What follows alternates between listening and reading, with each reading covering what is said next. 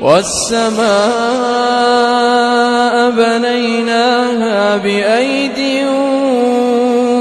وإنا لموسعون والأرض فرشناها فنعم الماهدون ومن كل شيء خلقنا زوجين لعلكم تذكرون